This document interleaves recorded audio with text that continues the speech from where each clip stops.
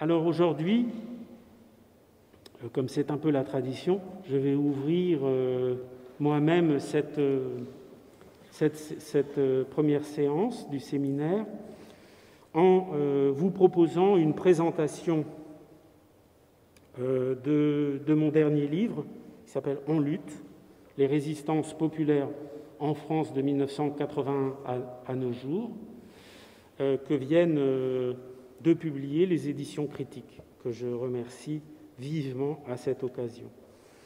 Alors, ce livre analyse les luttes sociales en France depuis la présidence de M. François Mitterrand. Ces résistances au néolibéralisme, c'est-à-dire à la domination actuelle du capital mondialisé, financiarisé, oligopolistique, concentrant tous les pouvoirs, économiques bien sûr, mais aussi politiques, idéologiques, médiatiques, bien sûr. Ces résistances des classes populaires ont été extrêmement diverses, mais on peut dire que, d'une certaine manière, elles ont été, elles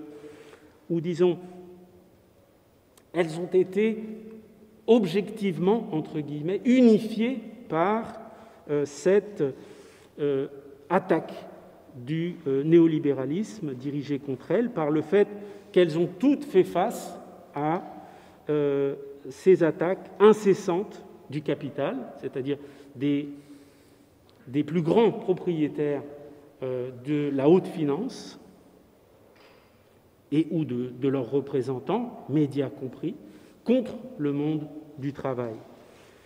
Il y a 40 ans, sous l'étendard de Reagan et de Thatcher, une aristocratie financière a pris le pouvoir. Et ces fractions dominantes de la grande bourgeoisie, qui sont tous sauf homogènes, qui sont en réalité pétries de contradictions internes, que l'on distingue souvent très mal, des conflits à l'intérieur de la haute finance, et qui pourtant, de mon point de vue, constituent le plan le plus visible des contradictions à l'échelle mondiale aujourd'hui, ces grands propriétaires de la haute finance ont lancé une véritable guerre sociale, extraordinairement violente, contre tout un peuple. Mais dans ce contexte, la France présente une singularité qui la distingue assez nettement de presque tous les autres pays du Nord, les autres pays occidentaux. Cette singularité, c'est que, en France, c'est la social-démocratie partisane et syndicale qui a tenu le rôle de fer de lance dans cette agression néolibérale contre le peuple français. Alors, le livre propose 49 chapitres courts, presque tous écrits à chaud, qui sont ordonnés chronologiquement, à part une chronique qui a été retravaillée à partir d'un chapitre d'un livre déjà publié, qui s'appelle « Un autre capitalisme n'est pas possible », aux éditions Sileps en 2010, et un autre texte qui est intitulé, donc celui de février 2019, qui est intitulé « La République en marche arrière », qui traite du recul des droits sociaux en France et de la répression des Gilets jaunes, qui est en fait un rapport que j'ai écrit pour le Conseil des droits de l'homme de l'ONU à Genève. Tous les autres chapitres, toutes les autres chroniques sont en réalité initialement des articles de presse écrits en langue étrangère, destinés, dans leur immense majorité, à informer des camarades étrangers, surtout aux États-Unis, sur les événements, je vais presque dire au jour le jour, des luttes sociales en France. Alors, celles d'avant 2018 ont été diffusées sur les supports du Parti communiste des États-Unis, c'est-à-dire la revue Political Affairs, où le journal, le quotidien du parti, ou surtout un hebdomadaire que j'ai vu tirer, je sais pas s'il est, je pense qu'il est national, mais en tout cas c'est un hebdomadaire qui est tiré à Chicago et qui s'appelle People's Weekly World. Alors un papier, celui sur la répression des jeunes de banlieue, est paru dans la Monthly Review. Il est un peu plus théorique et historique, mais pas beaucoup plus. Un autre a été publié dans The Guardian de Londres. Mais les articles qui constituent plus de la moitié du livre, qui sont postérieurs à 2017, donc à l'élection de Monsieur le Président de la République française, Emmanuel Macron, ces articles m'ont été commandés par l'équipe du Workers' World Party pour être publiés dans leur journal, qui porte le même nom. Voilà, donc les papiers les plus récents, on les trouve aussi en espagnol. Ils sont sur le site de Red Roja de Madrid et aussi en portugais, tous, sur le site de resistir.info de Lisbonne et au diario .info de Porto. Okay, il y en a aussi en italien, en grec, en japonais, mais bon, peu importe. Le gros des textes était en anglais, sauf un qui a été demandé, celui sur l'Union européenne, comme par hasard. Le débat est un peu plus ouvert, paradoxalement, en Allemagne. Il m'a été commandé par Unsere Zeitung der DKP, donc l'hebdomadaire du Parti communiste d'Allemagne. Mais les textes n'existaient pas en français.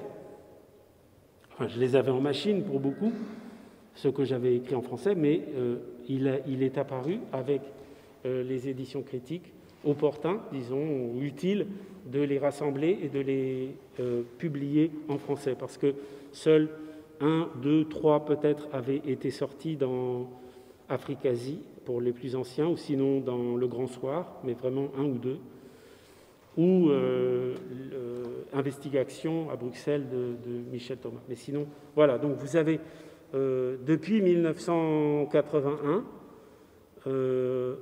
des chroniques sur les luttes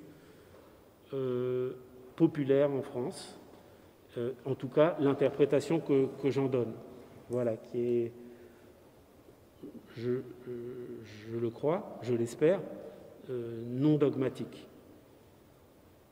Le but est, disons,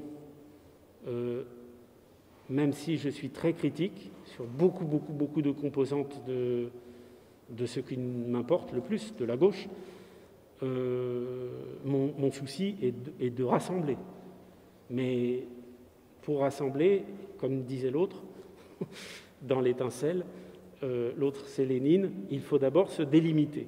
Et pour se délimiter, il faut dire un certain nombre de, j'allais pas dire de pravda, de vérité, mais disons qu'il faut mettre les pieds dans le plat. Voilà, même s'il y a un certain nombre de tabous que l'on traîne encore comme des casseroles dans notre grande famille de la gauche véritable. Voilà. Alors, c'est le premier des textes de ces 49 chroniques, l'invention du néolibéralisme d'État, que je vous propose de présenter aujourd'hui, au moins en partie. Pourquoi ? Parce que la France, enfin c'est mon interprétation, est dans un état tout simplement lamentable, mais ce constat que je fais vaut aussi et surtout, je crois, pour les forces progressistes, enfin disons plutôt les forces de gauche, parce que le progressisme a été kidnappé par le macronisme, d'ailleurs comme le socialisme a été kidnappé par le parti du même nom. Mais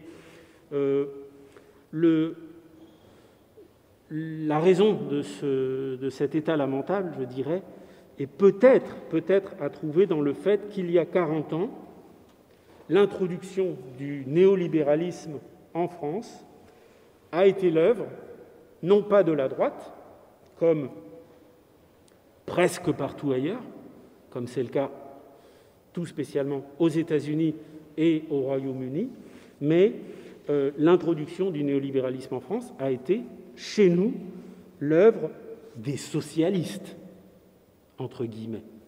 Enfin, ce que l'on appelle les socialistes, et tout spécialement du premier d'entre eux, M. François Mitterrand, parce qu'il paraît qu'il était socialiste. Alors, fondamentalement, le néolibéralisme ne signifie pas absence d'État. L'État est absolument inséparable du capitalisme en général et du capitalisme néolibéral en particulier. Le fonctionnement du capitalisme exige l'intervention d'une autorité collective, représentative du capital, et que l'on peut interpréter comme le produit du conflit entre ce capital et la société. Et de fait, la logique des politiques de l'État, du capital, n'est pas la résultante des lois de l'offre et de la demande, disons, n'est pas l'expression des lois du marché, mais celle des exigences de rentabilité du capital, dans des conditions historiques, sociales, intellectuelles données, évidemment. Alors, aux États-Unis, les forces dominantes sur les marchés financiers, de Wall Street à Chicago, sont parvenues, au cours des années 1970, à dicter leur choix aux États-Unis et à l'ensemble du monde. Et c'est passé d'abord par le Parti républicain, puis, bien sûr, le Parti démocrate aussi, mais d'abord, fondamentalement, par le leader désigné de l'époque, candidat à la présidence, Ronald Reagan. De la même manière, au Royaume-Uni, à la même époque, fin des années 70, cela a opéré par la figure de proue des Tories, du Parti conservateur, Margaret Thatcher, qui accède à la présidence du parti en 1975, puis au poste de Premier ministre en 1979, c'est-à-dire exactement au mai 1979, au même moment où intervient le coup d'État, c'est ni plus ni moins un coup d'État de la finance sur la politique monétaire aux États-Unis. Paul Volcker est nommé à la présidence de la Fed en 1979, et l'inflexion fondamentale, le relèvement des taux d'intérêt de la Fed, c'est octobre 1979. Donc c'est une année très importante qui fait basculer l'ensemble du système qui était déjà dans le chaos monétaire et financier, mais disons dans le néolibéralisme, ce qu'on a appelé, entre guillemets, le néolibéralisme, expression que je n'aime pas, mais qui est parlante, et bon, à condition de la définir en termes de classe et d'être clair, ce que je crois faire dans le livre, on fait avec. Rien, donc, la droite dure. C'est les grèves des mineurs en Angleterre, c'est les grandes grèves aux États-Unis, dans les transports, c'est des conflits sociaux majeurs. Cet affrontement étant mené par la droite. Absolument rien de tel en France. Stupéfiant quand même. À bien y regarder, c'est tout à fait stupéfiant. Mais ça a laissé des traces jusqu'à aujourd'hui. De cette stupéfaction reposant sur une réalité bien claire, on n'en est toujours pas sorti. En France, on a un patronat, à part quelques secteurs modernes, de pointe, technologie de pointe, tout à fait à part. On a dans l'ensemble, à la fin des années 70, un patronat archaïque, complètement dépassé par les événements, à milieu de s'entendre avec cette déferlante anglo-américaine, monétariste, néolibérale. On a surtout, en France, un patronat, à l'époque, totalement incapable de se moderniser. C'est un fait. Enfin, en tout cas, celui que je vois, moi. Eh bien, c'est l'État capitaliste dirigé par le Parti socialiste et au-dessus, comme chef, Mitterrand. C'est l'État, en France, qui va permettre cette modernisation. Pas de l'appareil industriel français. Il va en rester presque plus rien quelques décennies plus tard. Mais du patronat lui-même. Alors, modernisation, qu'on s'entende bien. Modernisation, ça veut dire, évidemment, néolibéralisme.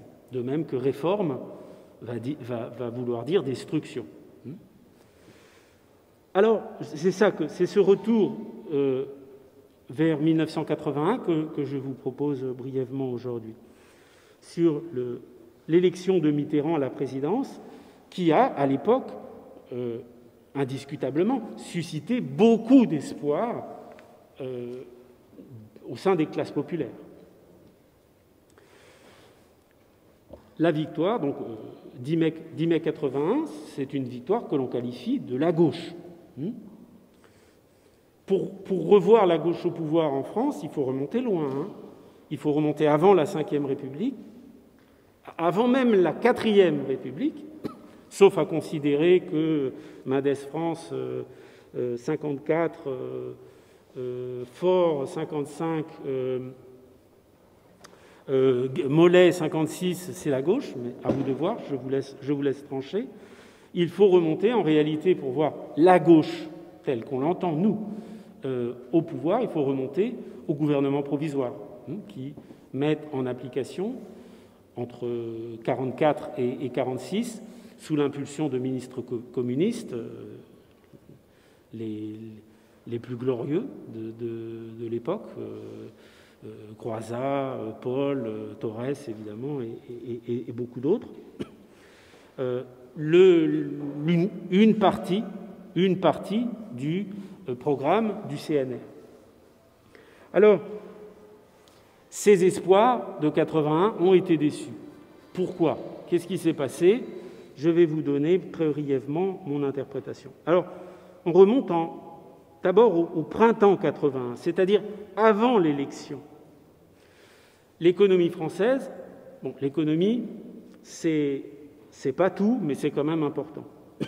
L'économie française, qui est dans la communauté économique européenne, déjà, l'économie française présentait une situation contrastée. Des finances publiques qui étaient équilibrées, mais des comptes extérieurs qui restaient déséquilibrés. Et également des différentiels d'inflation défavorables à la France par rapport à la République fédérale d'Allemagne, d'une part, et également par rapport aux États-Unis. Des États-Unis qui avaient poussé à la création de la CE, comme vous le savez, avec comme homme clé, pour ce que l'on connaît en tout cas, Jean Monnet, qui était vraiment l'agent, j'allais dire, des réseaux politico-financiers anglo-américains à l'époque. Robert Schuman, lui, il était plutôt idolâtre de... Vous savez, vous voyez les trusts sidérurgiques de l'Est, enfin bon. Lui, son admiration, c'était vraiment le fascisme chrétien conservateur, pas le fascisme allemand, plutôt le fascisme autrichien ou hongrois. Okay, c'était ça, c'est son trip, si je puis dire. Donc, Dollfuss, Horthy, tout ça. Et puis, il y avait aussi, bien sûr, pour avoir la triplette, Maurice Lagrange, qui, 10 ans avant d'avoir rédigé le traité de la Communauté européenne du charbon et de l'acier, la CECA avait fortement inspiré les lois anti-juives sous Vichy. Bon, je referme la parenthèse, parce que si je fais trop de digressions... Enfin, juste pour vous dire que la création de l'Union européenne, pour rappeler aux plus jeunes, à quelques relents nauséabonds, disons. Ça sent pas très bon quand on regarde de près, on s'approche d'un peu trop près. Bon. Je refais mon retour sur 81. Donc, début 81, on a aussi et surtout un taux de chômage en hausse et assez nettement au-dessus de celui de l'OCDE. J'ouvre une autre parenthèse, je ne peux pas résister. Vous savez pourquoi les États-Unis ont accepté que le siège de l'OCDE, ils étaient farouchement contre au début, ont finalement accepté que le siège de l'OCDE soit à Paris. Vous ne savez pas? C'est parce qu'en fait, ils ont imposé que la structure de l'OCDE soit splittée, soit séparée, et que la composante qui s'occupe des pays non membres, c'est-à-dire le Sud, l'Est, soit autonomisée, c'est-à-dire en fait placée directement sous le commandement de la CIA, pour aller vite. Comment je sais ça? J'ai travaillé 5 ans à l'OCDE. Pour vous dire que l'économie, c'est important, mais la politique, ça l'est encore plus. Bon, j'espère que vous suivez entre toutes ces digressions. Je vais arrêter, enfin, je vais essayer d'arrêter. Bon, c'est donc dans ce contexte-là que la relance, comme on l'appelait à l'époque, est engagée. C'est dans ce contexte-là que, au moment de l'entrée en fonction du premier gouvernement Mauroy, donc mai 81, est annoncée une réforme de structure, en particulier des nationalisations. Alors les nationalisations, elles provoquaient un débat non seulement à l'intérieur du PS, mais aussi et surtout parmi les composantes de la majorité de l'époque. C'était une condition sine qua non de l'union pour les communistes, mais c'était un casus belli pour les radicaux. Donc, tiraillement total. Finalement, il y a nationalisation, mais ce qui est affirmé, c'est une volonté d'infléchir la gestion du capitalisme à défaut de changer de système.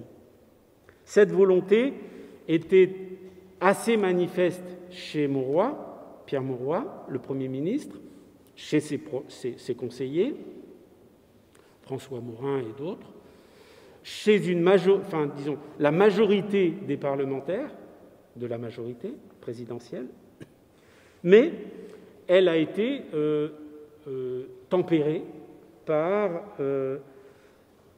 les calculs de pondération de François Mitterrand, évidemment, de ses plus proches collaborateurs, Attali en tête, et des ministres les plus modérés, disons de droite, les ministres les plus de droite, si je puis me permettre, de son gouvernement. Delors à l'économie, Rocard au plan, Chesson à l'extérieur, Badinter à la justice, Defer à l'intérieur, et ainsi de suite. Alors, de ce fait même, de cette pondération, de cette modération, l'ampleur des nationalisations fut nettement plus limitée que prévu initialement. Surtout pour les banques. En réalité, seules les 39 plus grandes banques françaises ont été nationalisées, plus 2 compagnies financières, ex-Paribas et Suez, parce que les rapports de force ont fait pencher la balance vers une décision de relèvement du seuil des dépôts et placements liquides à 1 milliard de francs. OK ? Attali a poussé au maximum. Alors que le seuil de 400 millions, qui était initialement prévu, disons, qui était le seuil qui avait été décidé, entre guillemets, entre les composantes de la majorité, aurait concerné 47 banques supplémentaires. Ça veut dire quoi? Ça veut dire que toutes les petites banques, entre guillemets, sont restées privées. Lazare est resté privé. Merci Jacques Attali, bien joué. Comment je sais ça? L'une des 4 personnes qui étaient dans le bureau où il y avait François Mitterrand, Mauroy, Attali et cette 4e personne me l'a dit personnellement. Donc, je pense que c'est vrai. Il suffit juste de trouver qui c'est, mais c'est assez facile. C'était le conseiller de Mauroy pour la nationalisation des banques. Alors, je vous disais quoi? Les petites sont restées privées et les grandes, on a su faire. C'est pas des choses secrètes finalement. Je veux dire, c'est l'ancien PDG de la BNP Paribas l'écrit lui-même. Les grands capitalistes se sont arrangés pour transférer un bon nombre des actifs de ces banques avant l'expropriation. Transférer où? Dans un petit corridor qu'il y a entre le Jura et les Alpes, très beau d'ailleurs, où on peut passer en territoire étranger et mettre l'argent en sécurité. Voilà, ça s'est fait finalement assez tranquillement. Bon, on nationalisa aussi 2 entreprises sidérurgiques, Usinor et Sassilor, 5 groupes industriels, CGE, Thomson, etc., Pouc, Saint-Gobain et Rhône-Poulenc. Et on entra majoritairement dans le capital de plusieurs firmes de très haute technologie, Dassault, Matra en particulier, plus nationalisation de filiales d'entreprises étrangères, états-uniennes surtout, ITT, Honeywell et allemandes, Holst. Voilà. Alors, entre 81 et 82, le secteur public industriel va passer en France de 5 à 16% de l'emploi, de 7 à 17% de la production, de 10 à 27% des exportations. Et la France devient de très loin le pays occidental ayant l'État le plus interventionniste de tous. Il faut reconnaître que la droite, à l'époque, était aussi d'inspiration, d'esprit gaulliste, était très interventionniste aussi. Donc, ils avaient nationalisé partiellement, ils étaient rentrés dans le capital, dans la sidérurgie, dans les banques, ils avaient beaucoup aidé, au point même qu'une grande partie du redressement de l'économie française après le premier choc pétrolier, après l'entrée en crise des années 70, a été due à l'investissement des entreprises publiques. Donc la droite avait poussé à la roue aussi. Alors, la rupture de 81 fut donc un changement de degré et non de nature. Contrairement au passé, les nationalisations ont été cette fois justifiées pour des raisons économiques. Restructurer l'économie, recapitaliser, ces choses-là. On croyait que l'on pouvait changer la vie dans le cadre du capitalisme. Comme disait Mitterrand, c'est ce que prétend Attali dans Verbatim, rien de grave ne devait subvenir, rien de grave. Et rien de grave n'est subvenu. Bien sûr qu'il y a eu des aspects positifs, énormément, et pour les plus anciens d'entre nous, on s'en souvient tous très bien. Réduction de la durée du travail, âge de la retraite abaissé, accroissement du volume d'emploi, report de l'entrée des jeunes sur le marché du travail, hausse de salaire, surtout des bas salaires, hausse du pouvoir d'achat, hausse de la consommation, surtout de la consommation des classes populaires. Tout ça, évidemment, a fait beaucoup de bien, d'autant qu'on a aussi doté l'État d'instruments d'intervention, surtout en politique industrielle, qui réjouissait beaucoup de monde, avec des entreprises publiques qui étaient vues comme à la pointe, disons, d'un développement structuré en plan sectoriel, avec énormément de dépenses publiques, de subventions d'exploitation, de dotations en capital, d'aides financières de toutes sortes pour combler les déficits, etc., etc. Mais ça a mal tourné. Cause officielle, la contrainte extérieure. Quel a été l'enchaînement? Très rapidement. Le gouvernement a activé fortement les dépenses publiques, donc a obligé à trouver de nouvelles recettes fiscales. On est allé un petit peu, pas beaucoup, créer un impôt sur les grandes fortunes, pas bien méchant pour les gros patrimoines, disons-le, surtout quand ils étaient antiquaires. On est allé chercher un petit peu dans une taxation des profits dits exceptionnellement élevés, comme s'ils ne l'étaient pas toujours, des gros pétroliers, des grandes banques. Bon, deuxième choc pétrolier, on est juste après le deuxième choc pétrolier, hein, donc le prix du pétrole est en haut, et il y a eu un choc de taux d'intérêt extrêmement violent aux États-Unis qui a diffusé partout dans le monde, donc les taux d'intérêt sont énormes, hein, sont extrêmement élevés à l'époque. Du coup, les marges des banques, je ne vous raconte pas. Mais ça ne suffisait pas, on était très très très loin du compte. On était très très loin du compte parce que finalement, les revenus du patrimoine n'ont pas ou très peu été taxés. C'est toujours la même histoire, mais ça a commencé là. Résultat, déficit budgétaire, gonflement de la dette de l'État, dépréciation de la monnaie. Mon point de vue, c'est que la contrainte extérieure a justifié toutes les trahisons. Parce qu'on n'a pas touché au capital, on n'a pas touché au pouvoir du capital. En 1982, la relance va permettre une croissance, c'est pas le Pérou, hein. Bon, le Pérou, c'est pas haut non plus à l'époque d'ailleurs, hein, parce qu'on entre dans la décennie perdue, donc c'est catastrophique. C'est 1,8%, une croissance économique, une croissance du PIB. Mais c'est suffisant pour être largement plus fort que la plupart des autres taux de croissance de l'OCDE. Les États-Unis sont en récession, par exemple, au même moment.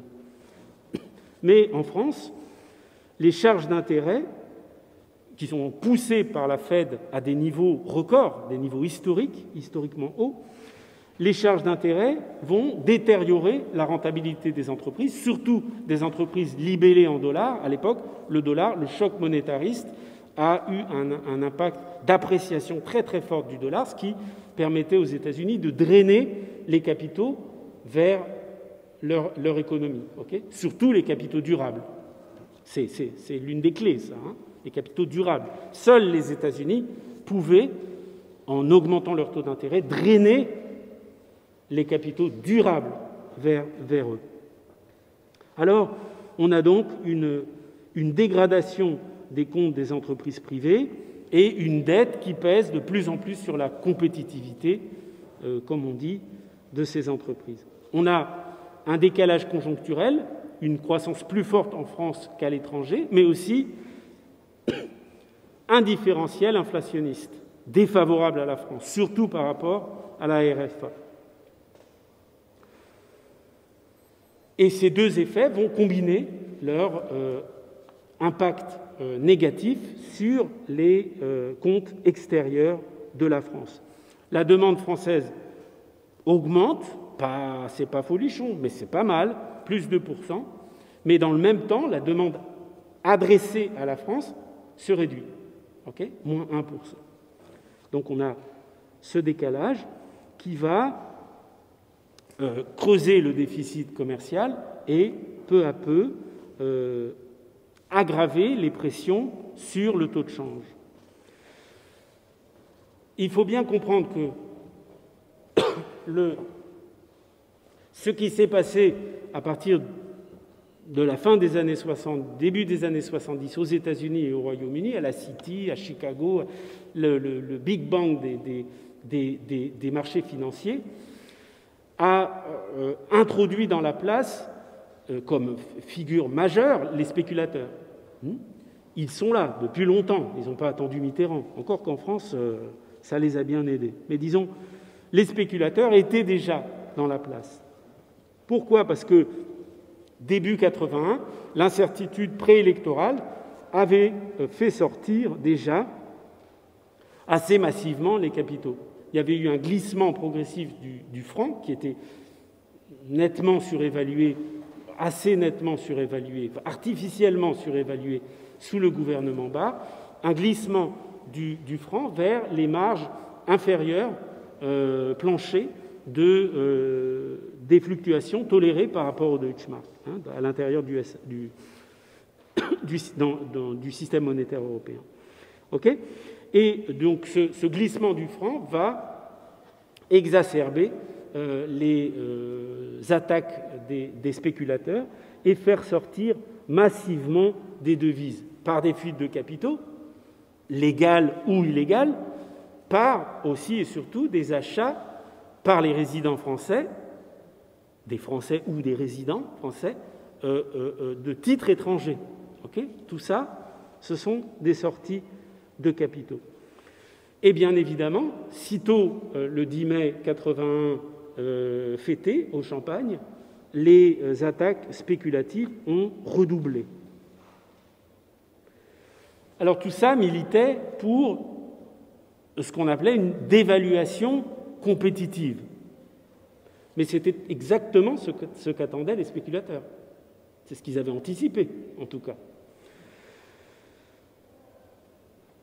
La position de Monroy fut de défendre le franc, donc de ne pas sortir du SME. Ça a été une décision stratégique absolument majeure.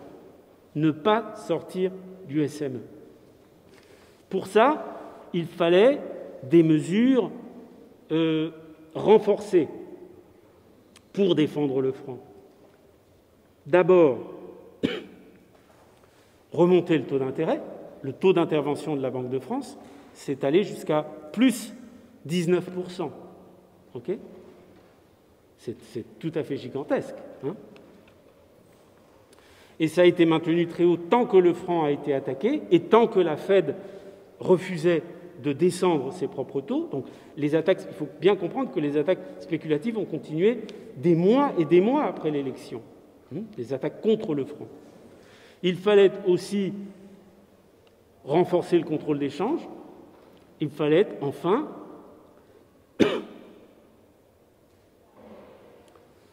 augmenter les réserves officielles, c'est-à-dire emprunter. Et le Trésor français a emprunté sur le marché mondial. Il a emprunté surtout auprès de la CE et en secret auprès de l'Arabie saoudite. L'Arabie saoudite, mais c'est le premier voyage officiel de M. François Mitterrand en dehors des frontières, septembre 1981. Ben oui, 10 ans plus tard, la France jetée dans la guerre du Golfe. Et ben voilà. C'est si simple. Moi, je m'en souviens très exactement parce que j'étais à l'armée. Et donc, je faisais mon service. Et ça déclenche des sensations très bizarres d'être avec un uniforme à l'armée et d'apprendre que son pays entre en guerre. C'est une sensation assez inoubliable. Merci, tonton. Alors, donc la France est endettée, la France va dévaluer. Elle le fait... bon, il faut quand même être honnête. Il y avait évidemment les structures du capitalisme français qui étaient là aussi. Hein. Ce n'était pas que de la conjoncture, toute cette histoire. Il y avait des marges de manœuvre très réduites de la France à l'époque, qui étaient limitées par des déséquilibres extérieurs forts. Pas seulement extérieurs, mais des déséquilibres de son capitalisme, disons. Une spécialisation mal foutue, très dispersée, des avantages comparatifs qui étaient très resserrés, une compétitivité qui était, disons, très vulnérable, qui plaçait le pays dans une grande vulnérabilité. C'est-à-dire que la France était incapable de tolérer un franc surévalué et incapable de tolérer un franc sous-évalué. En fait, on était incapable de rivaliser avec l'Allemagne, quoi. Hein. C'est la même histoire depuis 40 ans.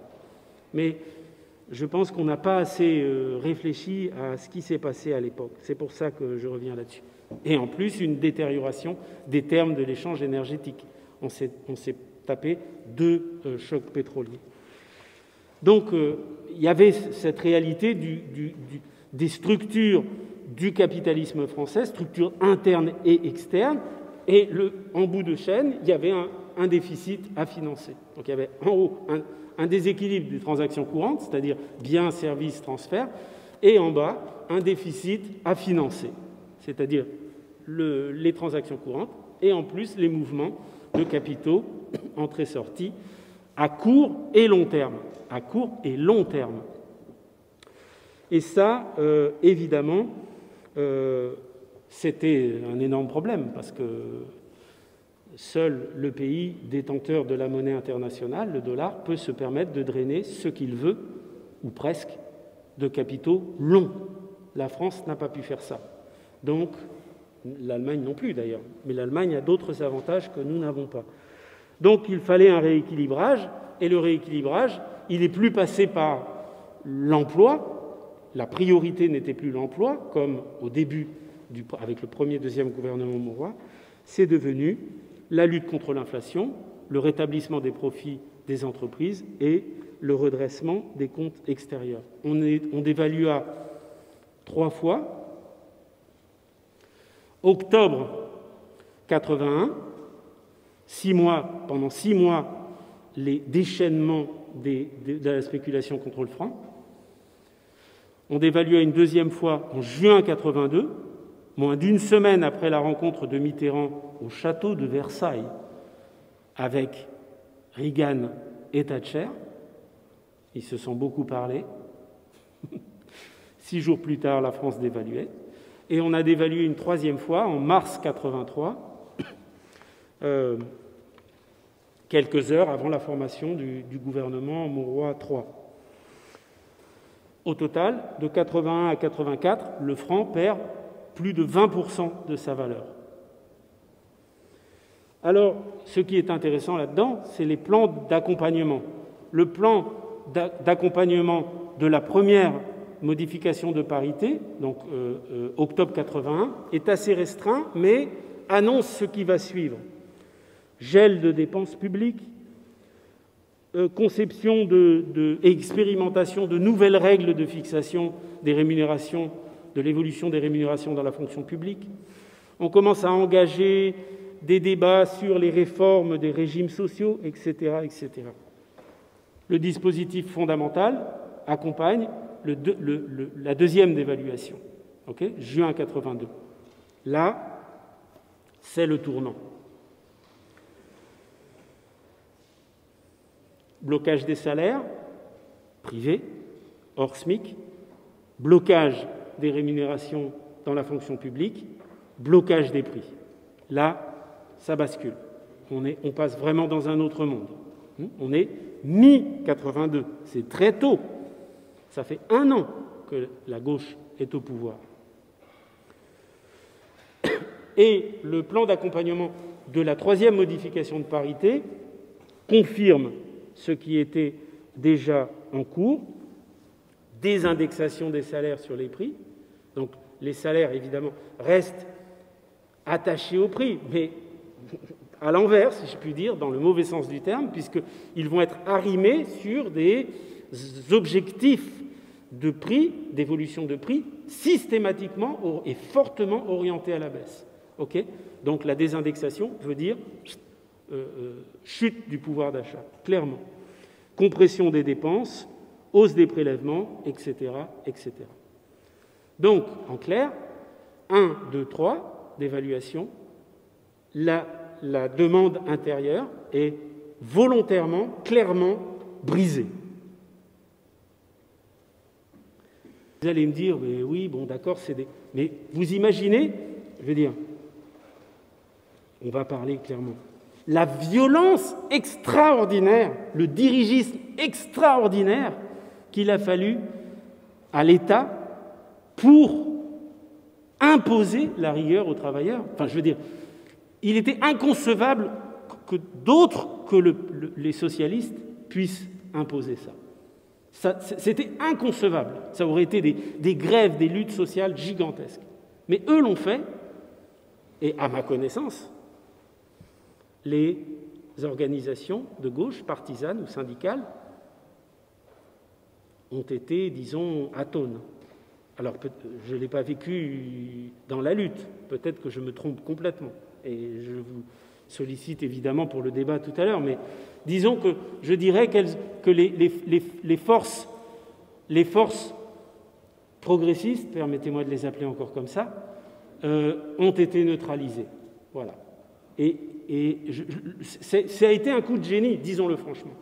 Pour imposer ça à la France, il faut remonter avant De Gaulle pour avoir un tel dirigisme dans la fixation des évolutions de prix et de rémunération en France. Avant De Gaulle, à la sortie du second conflit mondial, ça a été d'une violence terrible, terrible. Les socialistes ont réalisé ce dont rêvait le patronat. Les socialistes ont réalisé ce que le patronat n'était pas parvenu à faire depuis des lustres et des lustres de pouvoir. Bloquer les salaires, rétablir les profits, endiguer l'inflation, 1982, briser l'indexation ex ante des salaires sur les prix, 1983, tordre les anticipations, c'est dur de tordre des anticipations, ça a été fait avec une rapidité extraordinaire en France. 1984, c'est fait. Donc, il fallait un dirigisme particulièrement puissant pour rompre un État jacobin, enfin, tout le truc, quoi. Dirigé par des socialistes, et Mitterrand en cerise sur le gâteau, pour rompre la spirale inflationniste qui caractérise quand même toutes les 30 Glorieuses. Hein. Je veux dire, cette histoire-là, si vous étudiez les économies africaines pendant cette période des 30 Glorieuses, vous en voyez les effets aussi. Hein. Elle existe juste en Afrique. Bon, enfin, passons. Parce que c'est le franc qui circulait là-bas. Hein. OK ? Donc, on a un frein dans l'évolution des salaires, exactement comme le recommandait le CNPF, le Conseil national du patronat français pour les plus jeunes. C'est le truc qui servait aux patrons avant le MEDEF, quoi.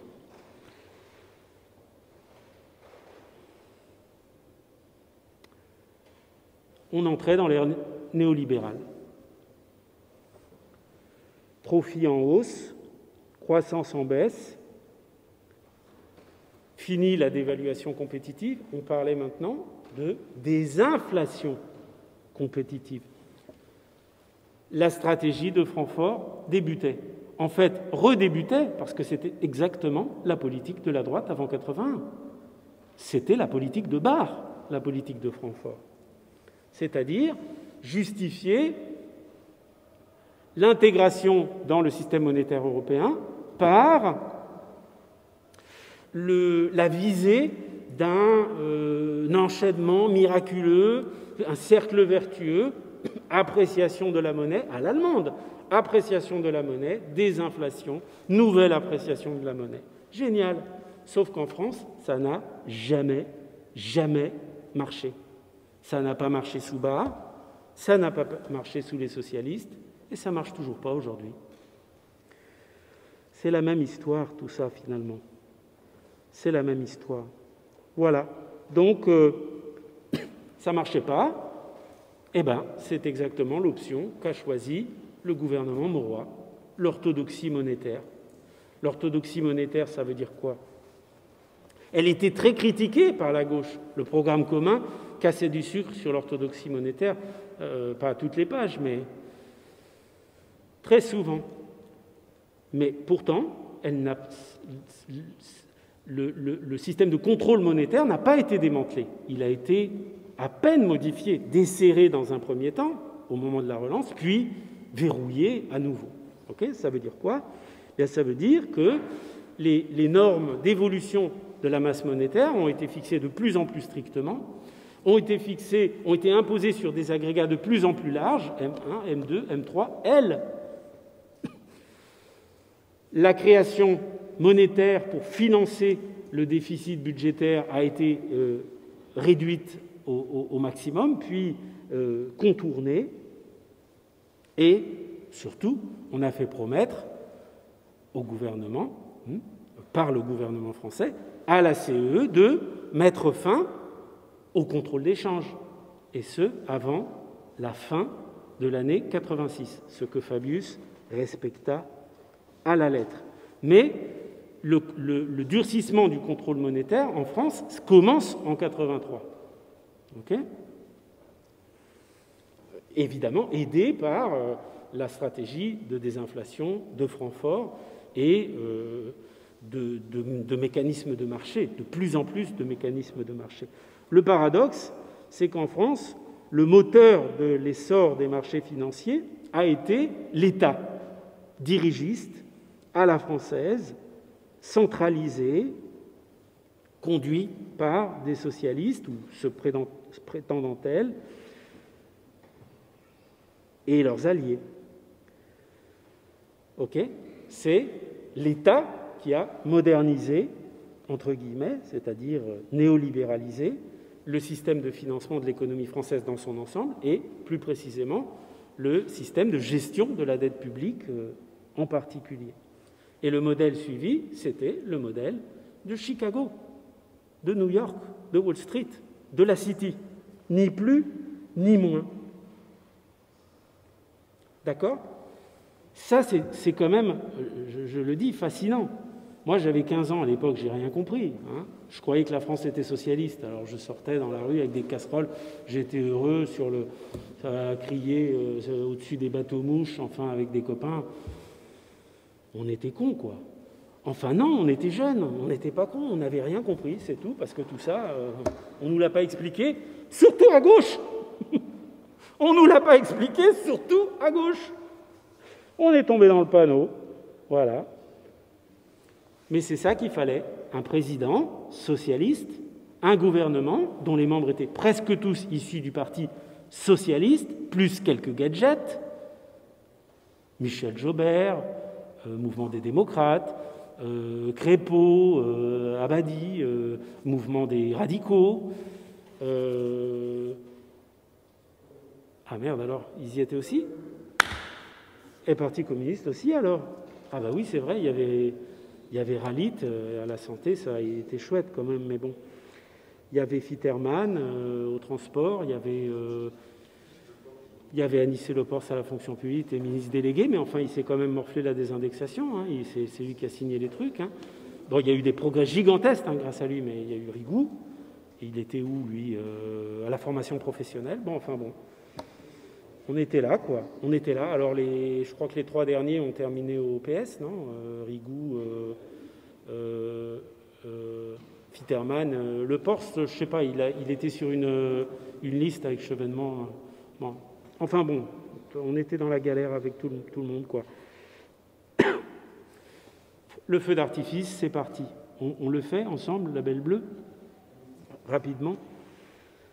Eh bien, le marché des actions est unifié, le marché des obligations est perfectionné, le marché monétaire est ouvert aux opérateurs non bancaires,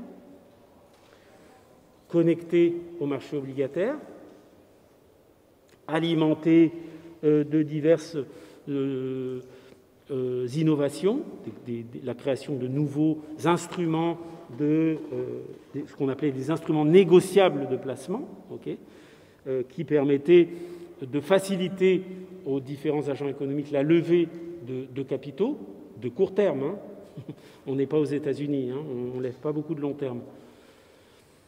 Donc, je vous en donne quelques exemples. Les billets de trésorerie pour les entreprises, c'était les copier-coller des commercial papers des États-Unis. Pour les banques, on a eu les certificats de dépôt, exactement les certificates of deposit aux États-Unis, c'est exactement la même chose, et les bons du trésor négociables pour l'État, bien sûr. On a des distorsions de concurrence, comme on commençait à les appeler, qui sont réduites dans le secteur financier. On a la loi bancaire de 83-84, donc sous l'égide de Jacques Delors, qui va permettre d'unifier les régimes des établissements bancaires. On a la création de nouveaux supports défiscalisés, les livrets d'épargne d'entreprise, etc. On a surtout des innovations financières, à n'en plus finir. C'est à cette époque, 83, qu'apparaissent les OPCVM, les SICAV, les FCP, donc fonds communs de placement, sociétés d'investissement en capital variable, OPCVM, organismes de placement collectif en valeur mobilière, qui vont attirer, drainer de l'épargne de plus en plus.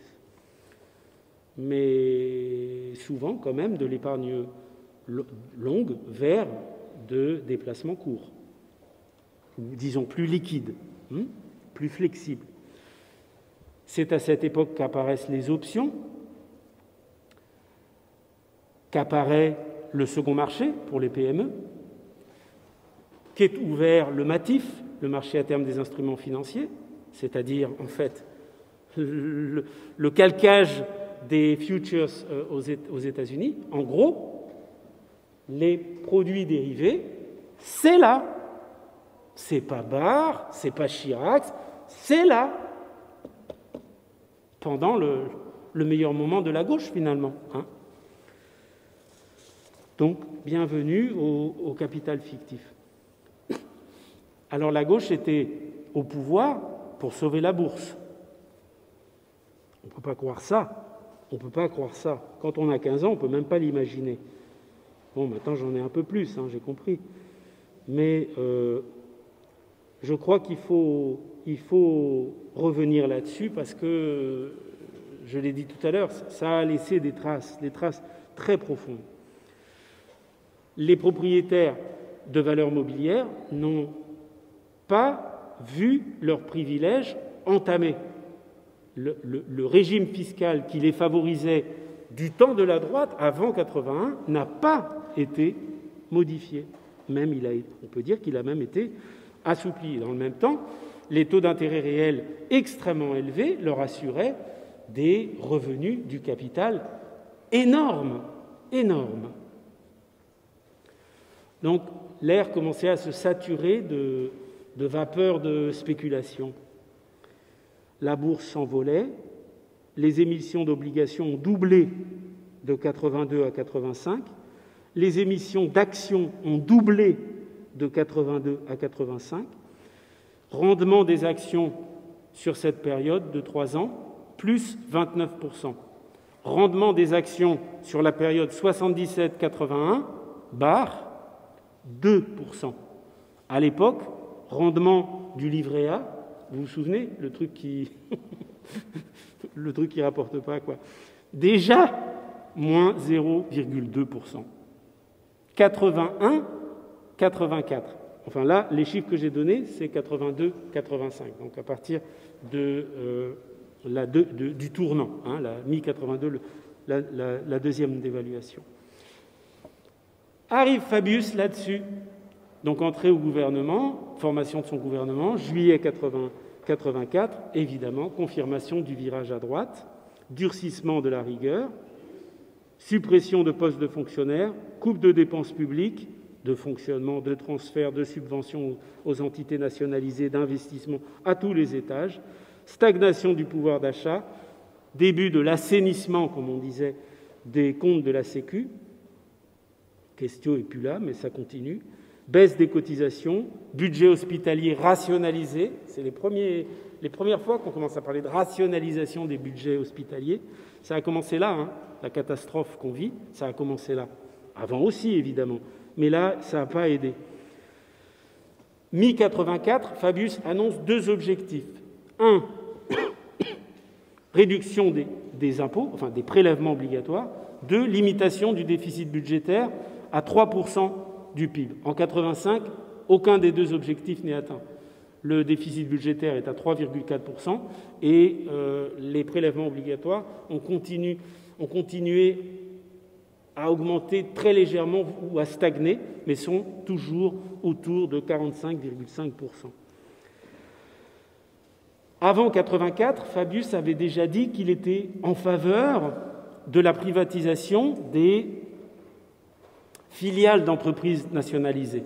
Eh bien, bingo, il le fait quand il arrive à Matignon, il confirme tout ça. Dans le même temps, il relâche la surveillance des prix à la sortie des blocages, 84. Il flexibilise complètement les prix dans le secteur public concurrentiel, 1985, et évidemment, il met fin, comme promis par les gouvernements précédents, il met fin au contrôle des changes, et la CE est contente, en 86. Fabius pousse à la concurrence des entreprises nationalisées, à la flexibilisation de leur gestion, à l'ajustement de leurs comptes. Mais au quotidien, concrètement, même dans les entreprises nationalisées, les conditions de vie et de travail des travailleurs n'ont pas changé. Ni des travailleurs, ni des cadres, d'ailleurs. À partir de 1984, les lois Auroux sont assez systématiquement contournées. Je veux dire, par exemple, la plus emblématique, l'autorisation administrative de licenciement est presque systématiquement accordée à partir de 1984. Okay ? Donc, on a des interventions de l'État qui restent massives, mais de plus en plus entravées par la montée des mécanismes de marché à tous les niveaux. Mais la situation financière des entreprises s'améliore. Elle redevient même assez comparable à la période d'avant la crise des années 70, avant le premier choc pétrolier, en particulier pour l'autofinancement. Dès 1985, l'autofinancement est rétabli, mais il n'y a pas d'investissement. Pourquoi ?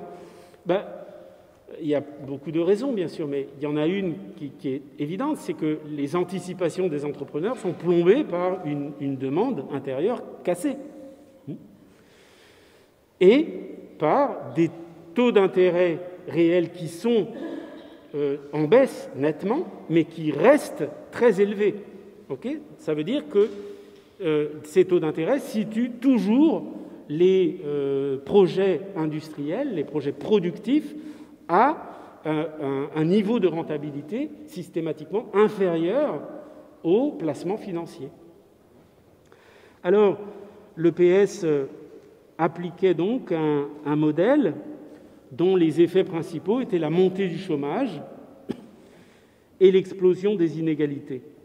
Petit à petit, on va délaisser les dispositifs d'abaissement de la durée du travail ou d'abaissement de l'âge de la retraite jusqu'à ce qu'il soit définitivement abandonné. Et bien sûr qu'il y a un traitement social, comme on dit, du chômage, mais disons, la rigueur va en changer la nature même. En clair, on va voir un Fabius revenir à une politique de l'emploi de la droite, ni plus ni moins, de la droite. Il y a toujours ce fond de priorité à la formation technique et professionnelle, et là-dessus, on a des stages, de l'apprentissage, des contrats précaires, des contrats temporaires, les TUC, vous vous souvenez, les travaux d'utilité collective, très très mal payés, mais quand même généreusement payés par l'État. L'objectif étant social, évidemment, mais surtout statistique. On fournissait une occupation, mais pas un emploi. Donc, on pouvait ainsi faire baisser le nombre de jeunes chômeurs. Début 86, fin 85, début 86, commencent à être engagés les négociations sur le projet de loi sur ce que l'on appelait la réorganisation du marché du travail. En fait, c'est de la flexibilisation du marché du travail. Le CNPF avait déjà ouvert le débat 2 ans, 3 ans plus tôt, clairement, disons, ouvertement, publiquement, je dirais, au début de l'année 84. Okay ? Ils avaient commencé à parler de nouvelles règles pour les plans sociaux, ou pour l'aménagement du temps de travail, ou ce que l'on appelait à l'époque le travail différentiel, c'est-à-dire les CDD, les intérims, toutes les formes de précarisation. C'était déjà dans le tube au CNPF, okay ? Et c'est sorti sous la mandature de Fabius.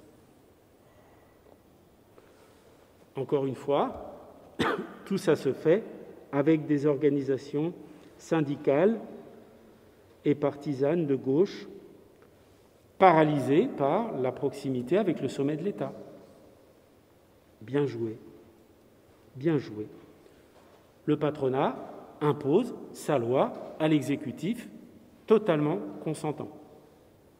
Mais pas de lutte.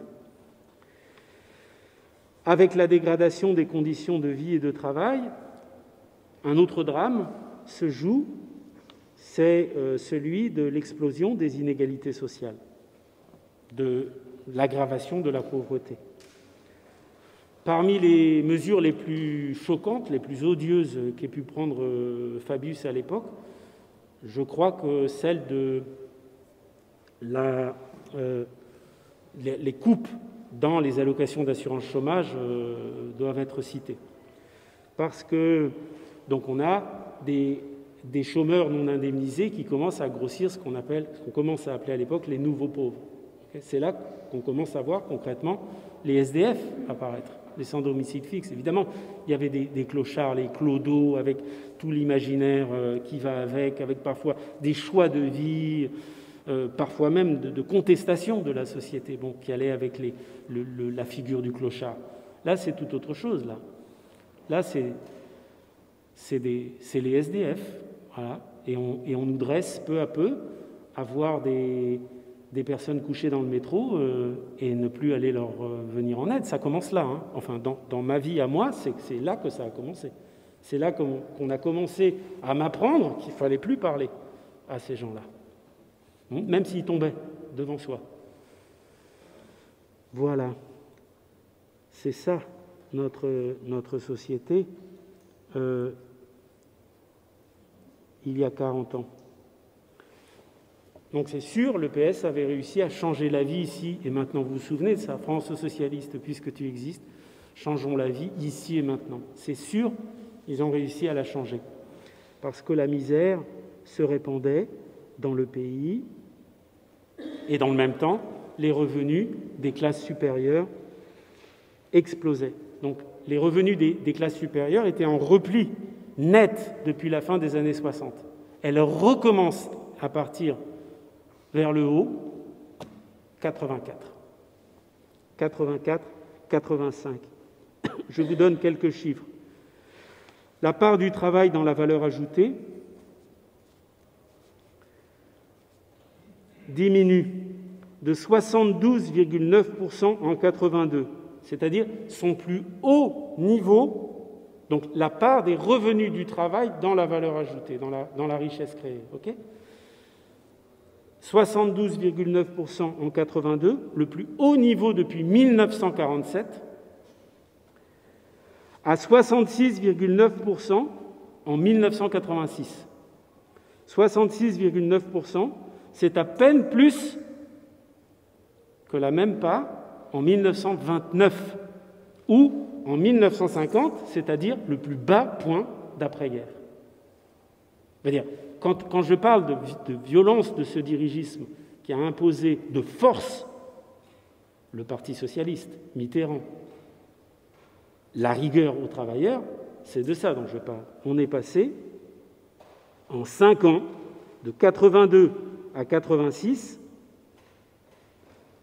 de la part des revenus du travail qui chute de son deuxième point le plus haut depuis 1945 à son troisième point le plus bas du XXe siècle.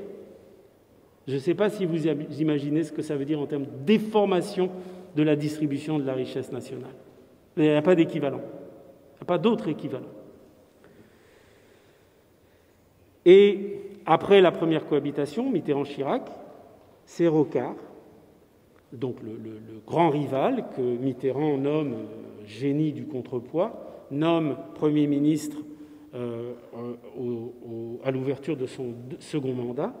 C'est Rocard qui va rehausser la part du capital, donc si vous voulez le 1 moins ce dont je viens de parler, la part du capital à 35,9% de la valeur ajoutée en 1989. Ok ? Ça veut donc dire 64,1%. Donc la part du travail continue à baisser et la part du capital monte à 35,9% de la valeur ajoutée en 89. C'est très tôt, hein. Ça s'est fait très vite. Et ça, c'est le troisième niveau pour le capital le plus haut de tout le XXe siècle. Après 1926, juste avant la Grande Dépression, et 1912, juste avant la guerre. Chapeau. chapeau. Enfin, moi, je veux dire, je m'appelle Gattaz ou Chotard, président ou vice-président du CNPF à l'époque. Je dis un rocard, sinon rien. Chapeau, chapeau. Il l'aurait demandé, il ne l'aurait pas eu. Les socialistes l'ont fait sans même qu'on leur demande. Et à partir de 1988, j'approche de la fin, le projet socialiste à la française va donc se poursuivre avec d'autres camarades. Gouvernement Rocard, 88-91, donc c'est un gouvernement dit d'ouverture, à la droite et au centre, évidemment, hein, rêvez pas, jusqu'à celui de Jospin, 97-2002, donc dit qu'on qualifie sans rire de gauche plurielle. C'est une nouvelle droite, il faut bien le dire. Et c'est cette nouvelle droite qui a non seulement accepté, mais permis et renforcé, appuyé le raidissement antisocial, le raidissement antidémocratique de l'Union européenne. Depuis l'acte unique, signé par Fabius en 86, donc qui libéralise les mouvements de capitaux sur le continent européen, jusqu'au traité de Maastricht, qui est paraphé par Édith Cresson, on l'avait pas encore décoiffée, elle, en 91, qui va annoncer l'euro et donc l'abandon du franc. Ce socialisme-là, évidemment, c'est la troisième vague de privatisation, pire que les autres encore, puisqu'elle revient sur des entreprises nationalisées avant 81. Vous voyez ? Donc, voire même avant la guerre. Renault, bon, donc évidemment c'est la guerre.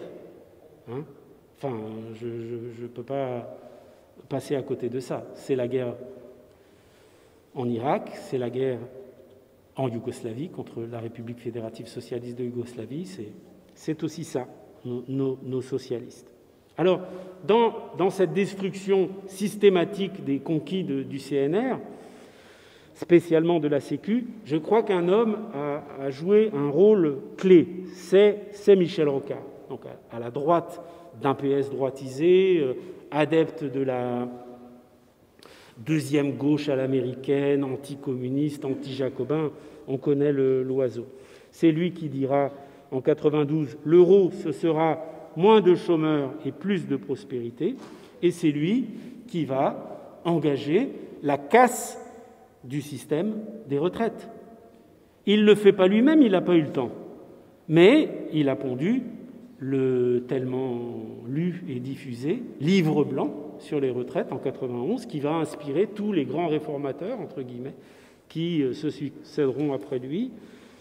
Balladur en 93, Juppé en 95, Jospin en 98, aidé par Martine Aubry. Hein. Elle est là, la Martine.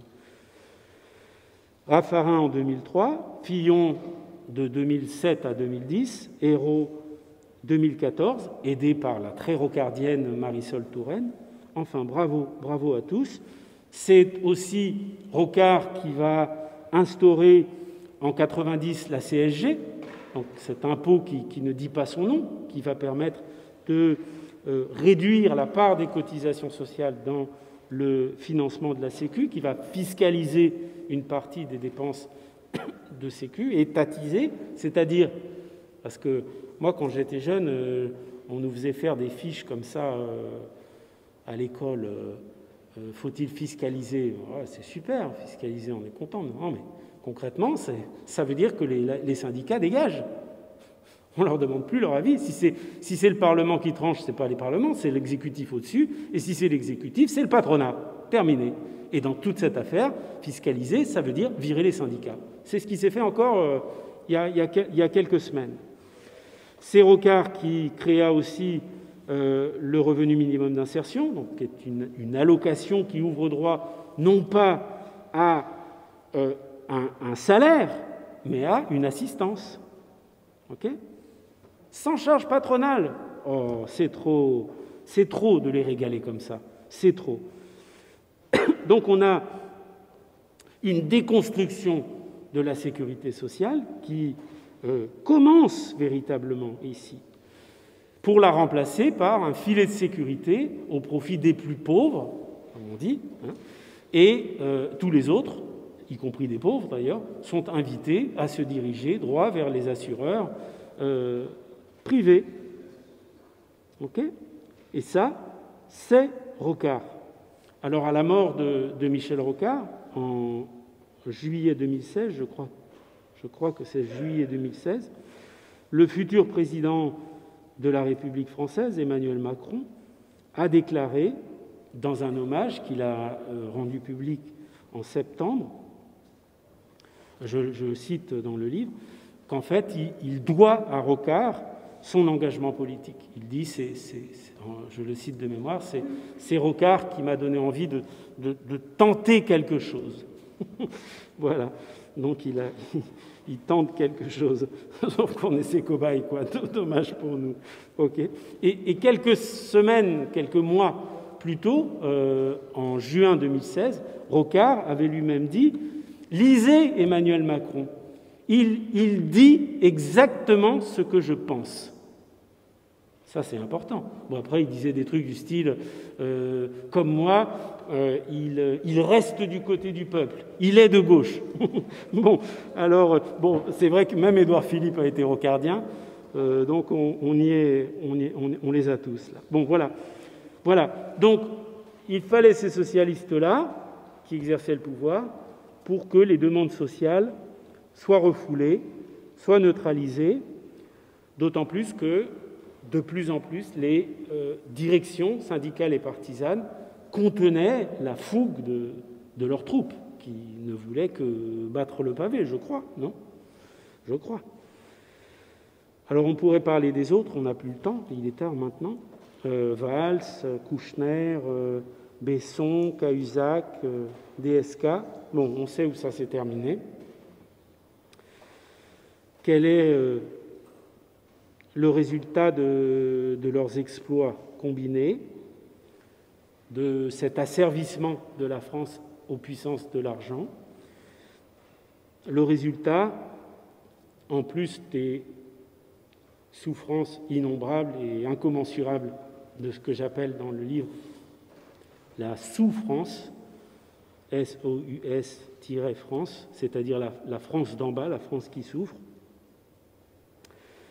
Le résultat a été de précipiter des fractions de plus en plus larges des classes populaires dans la gueule des Le Pen, du Front National au Rassemblement National, sachant que c'est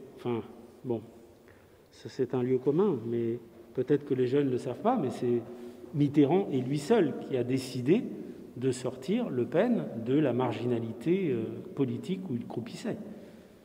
C'est Mitterrand qui l'a ordonné.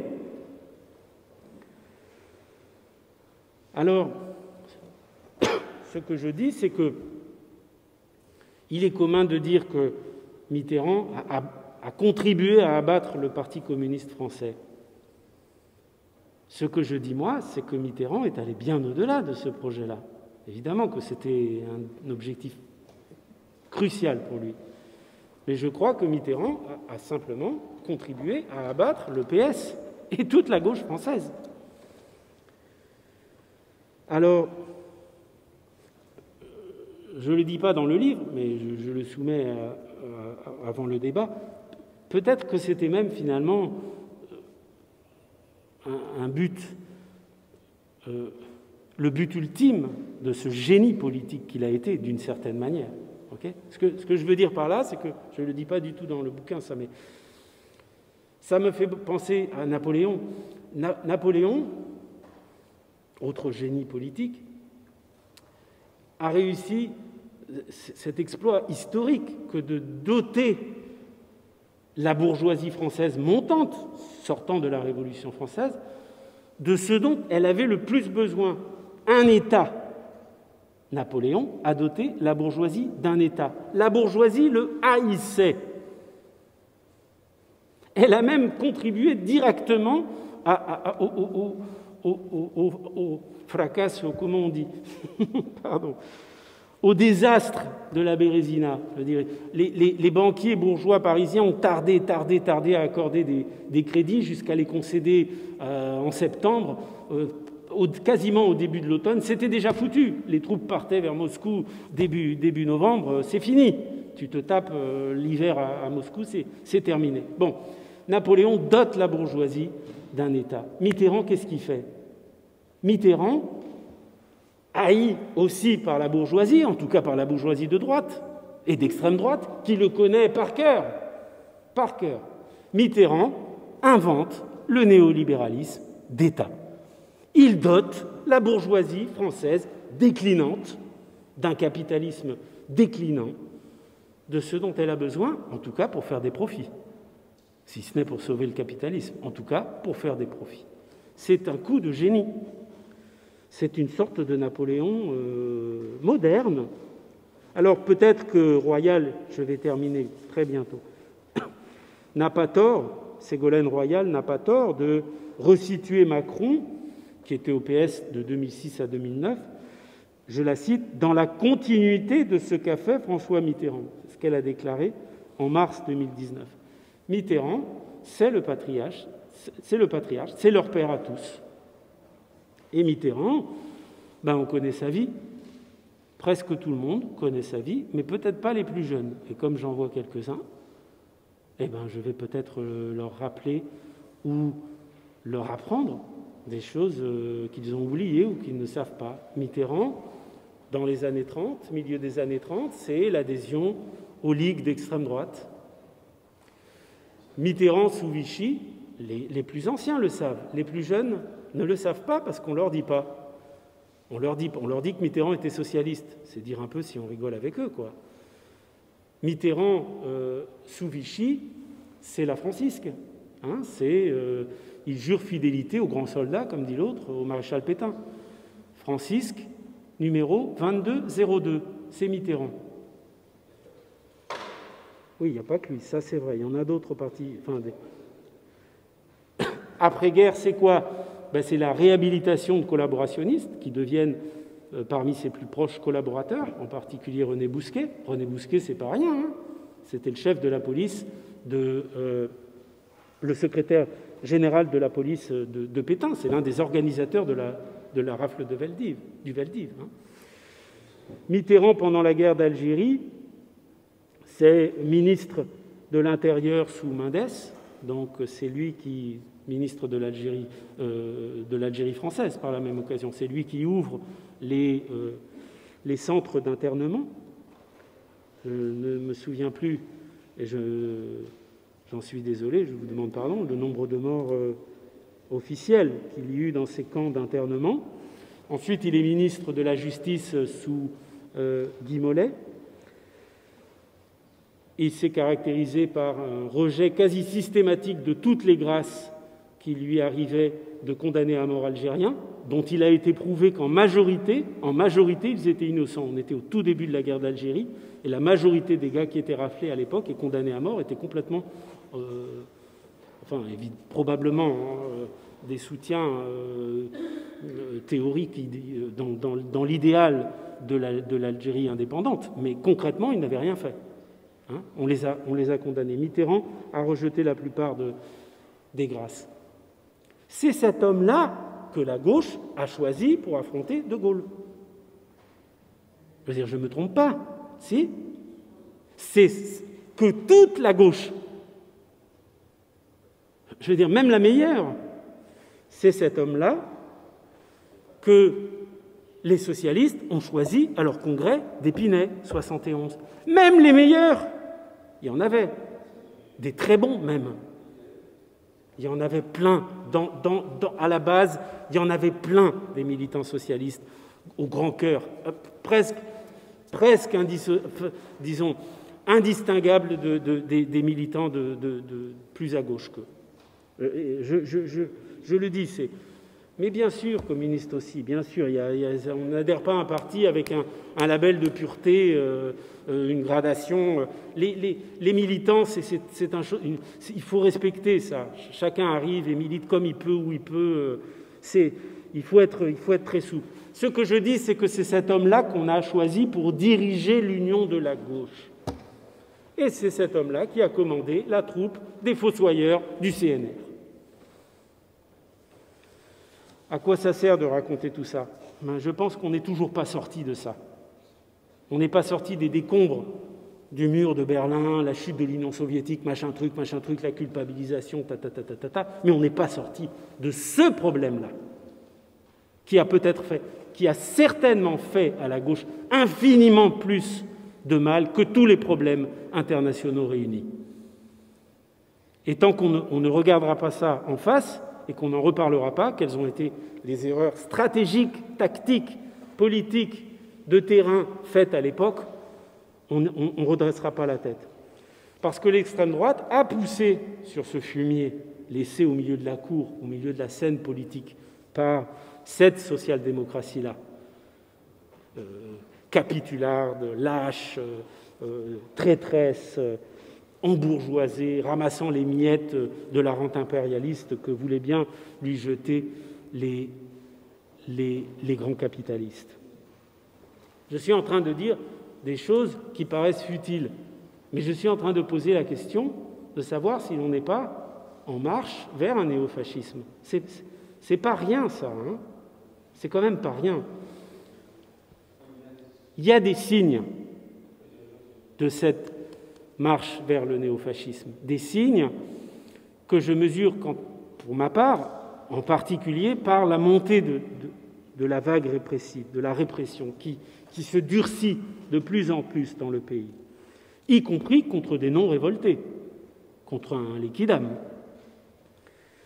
Cette montée de la répression, je la décris en détail, dans le livre, elle est arrivée par étapes, avec un tournant évidemment 2001, après le 11 septembre, mais 2005-2007, les répressions contre les soulèvements des jeunes de banlieue, c'est-à-dire l'imposition de l'état d'urgence pour eux, pour les sauvageons de banlieue, après avoir été imposés aux sauvages de Nouvelle-Calédonie en 85, dans le silence quasi total, en 85,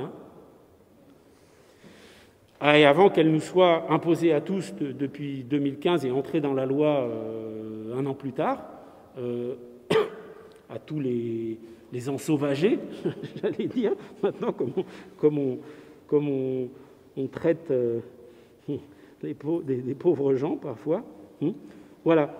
Et évidemment, 2018, la répression contre les Gilets jaunes. Donc on a assez nettement une extension du périmètre de l'état d'urgence jusqu'à être généralisé et à entrer dans la loi, mais on a aussi une répression visible, massive, cruelle contre le petit peuple de France.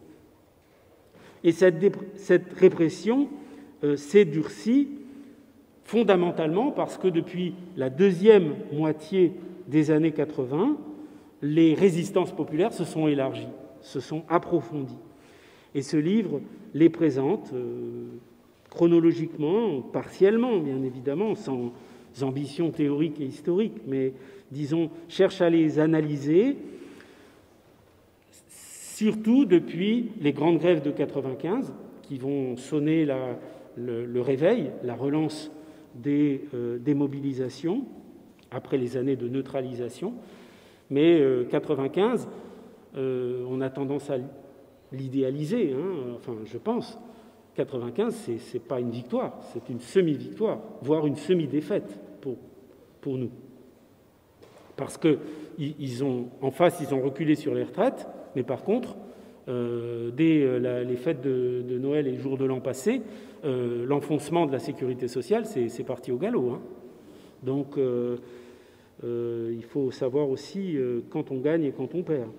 Voilà, donc, encore une fois, une destruction des retraites conçue par Rocard, puis appliquée notamment par Juppé en 95. Il a fallu attendre encore 10 ans pour que ça reparte très fort, que ça s'intensifie dans la contestation, avec le coup de tonnerre du non à la constitutionnalisation du néolibéralisme en Europe, avec le référendum de 2005, et quelques mois plus tard, avec les premières rébellions en banlieue, qui vont à nouveau ressurgir 2 ans plus tard, en 2007. Ces 2 événements, je leur accorde une place particulière parce qu'ils sont, à mon avis, tout à fait majeurs. Ils ont laissé leur empreinte jusque dans les luttes actuelles. D'abord parce que le RIC, le référendum d'initiative citoyenne, occupe une place absolument centrale, fondamentale dans les revendications des Gilets jaunes, et aussi parce qu'il faut bien le constater, les jeunes de banlieue qui... Enfin, pour ceux qui liront le livre, ne sautez pas le passage sur les jeunes de banlieue, parce que je les considère comme un rempart. Aujourd'hui, c'est terrible ce qu'on dit sur eux. D'ailleurs, c'est terrible ce qu'on leur a fait, à l'époque et après, pour qu'ils se trouvent dans une situation pareille.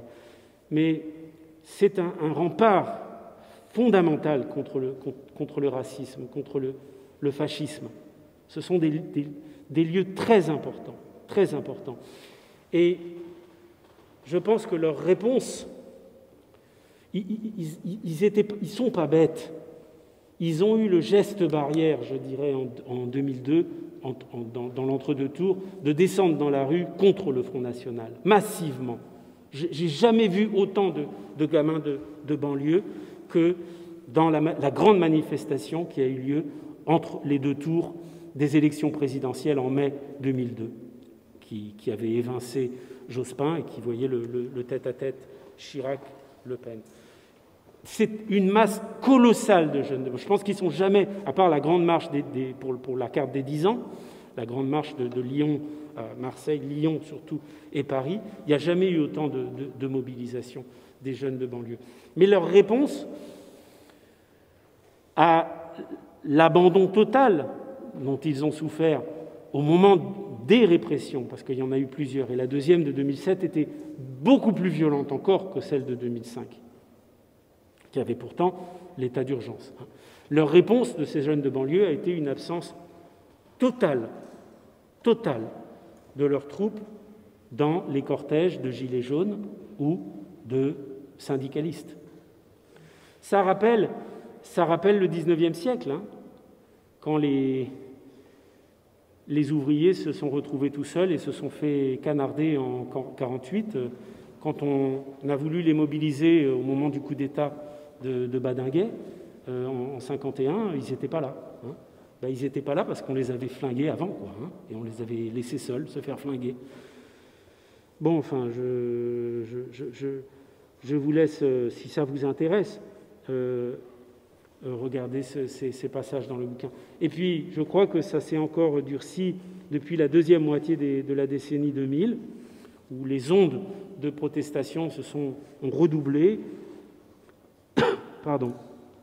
se sont accélérées, se sont amplifiées, ont concerné presque tous les secteurs de la société, y compris les plus marginalisés, disons, les travailleurs immigrés, les sans-logis, évidemment les activistes écologistes, les étudiants, le monde du travail, c'est évident, avec deux grands moteurs, je dirais, les luttes contre la flexibilisation du marché du travail, entre le CPE du temps de Villepin de 2006 jusqu'aux lois El Khomri 2016, Valls étant lui-même un autre rocardien qu'il ne faut pas oublier, évidemment, et puis les grandes mobilisations contre la destruction du système de retraite. Ça, c'est les moments forts, on s'en souvient très bien, 2003, 2007, 2010, et puis tout récemment, avec la grande grève engagée à partir du 5 décembre 2019. Voilà. Donc aujourd'hui, on est dans une situation bien spéciale, parce qu'il y a la pandémie, il y a la crise, donc toutes ces luttes sont en suspens, mais je crois que tout le monde, presque tout le monde, a la quasi-certitude, disons, que les luttes vont reprendre et qu'elles reprendront très bientôt. Voilà.